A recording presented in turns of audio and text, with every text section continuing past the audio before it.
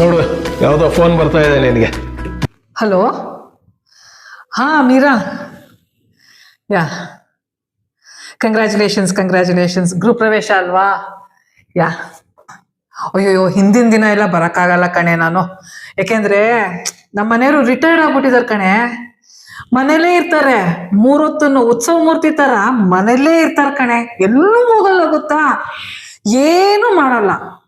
ಅದಕ್ಕೆ 3 ಹೊತ್ತು ನಾನೇ ಬೇಸ್ ಹಾಕ್ಬೇಕು. ಓಹೋ, ಆಫೀಸ್ ಕೆಲಸ ಬಿಟ್ಟಿನಿ, ಏನೂ ಬರಲ್ಲ ಅವ್ರಿಗೆ. ಅಡ್ಗೆ ಮನೆ ಕೆಲಸ ಏನಕ್ಕೂ ಬರಲ್ಲ ಅವ್ರಿಗೆ. ಅದೊಂದು ಪ್ರಾಬ್ಲಮ್ ಆಗೋಗ್ಬಿಟ್ಟಿದೆ ನನಗೆ. ಈ ರಿಟೈರ್ಡ್ ಆದ್ಮೇಲೆ ನನಗೆ ಅದೊಂದು ದೊಡ್ಡ ತಲೆನೋವು ಹೋಗೋಗ್ಬಿಟ್ಟಿದೆ ಗೊತ್ತಾ. ಎಲ್ಲದಕ್ಕೂ ನಾನೇ ಮಾಡಬೇಕು. ಕಣೆ. ಸಾರಿ. ಓಕೆ, ಬಾಯ್. ನೋಡು, ಮತ್ತಿನ್ನೆ ಅರ್ಧ ಕಾಲು ಪ್ರೈಮ್ ಮಿನಿಸ್ಟರ್ಗೆ ಕಾಲ್ ಮೇಲೆ ಕಾಲು ಬರ್ತಾನೆ ಇರುತ್ತೆ. ನೋಡು. ನನ್ನ ಫ್ರೆಂಡ್ ಕಣ್ರಿ, ನನ್ನ ಫ್ರೆಂಡು. ನೋಡು. Hello, hi Sapna. Wow, nice to hear you early in the morning. Yeah, ಹೌದು ಕಣೆ. ಹೌದಾ, ಗ್ರೇಟ್. ಒಳ್ಳೆ ಕೆಲಸ ಮಾಡಿದ್ಯಾ. ಎಷ್ಟು ದಿನಕ್ಕೆ? ಬೇಡ 3 ದಿನ ಮಾಡು. ನಮ್ಮ ಮನೆಯವರ ಅಯ್ಯೋ ಪರವಾಗಿಲ್ಲ ಕಣೆ, ಅವ್ರಿಗೆ ರೂಢಿ ಆಗಿದೆ. 1.5 ವರ್ಷ ಆಗೈತೆ ರಿಟೈರ್ಡ್ ಆಗಿ. ಎಲ್ಲ ಕೆಲಸನೂ ಹೇಳ್ಕೊಟ್ಬಿಟ್ಟಿದ್ದೀನಿ. ಟ್ರೈನಿಂಗ್ ಹೆಂಗ್ ಕೊಟ್ಟಿದ್ದೀನಿ ಗೊತ್ತಾ.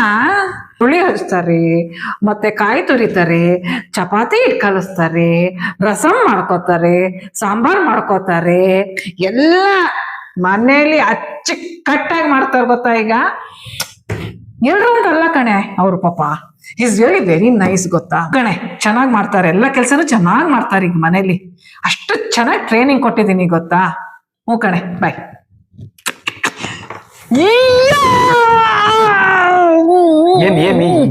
ಏನಾಯ್ತು? ಯಾಕೆ ಇಷ್ಟೊಂದು excitement? Road trip to Goa. 3 days. 3 days? Yes. ಮತ್ತವ್ರು ಯಾರಿಗೋ ಹೇಳ್ತಿದ್ದೆ ನನಗೆ ಒಂದಿನ ಬಿಟ್ಟು ಬರಕ್ಕಾಗಲ್ಲ, ಉಪವಾಸ ಇರ್ತಾನೆ, ಏನು ಕೆಲಸ ಮಾಡಲ್ಲ, ಯೂಸ್ಲೆಸ್ ಫೆಲೋ, ಉತ್ಸವ ಮೂರ್ತಿ ಅಂತೆಲ್ಲ ಹೇಳ್ತಿದ್ದೆ. ಇವ್ರ ಹತ್ರ ಮಾತ್ರ ಈರುಳ್ಳಿ ಹಚ್ತಾನೆ, ತರಕಾರಿ ಸುಲಿದೆ, ಎಲ್ಲ ಮಾಡ್ಕೊಳ್ತಾನೆ ಅಂತ ಹೇಳ್ತಿದ್ದೆ. ಅವ್ರ ಹತ್ರ ಏನು ಬರ್ತಿರ್ಲಿಲ್ಲ ನನಗೆ.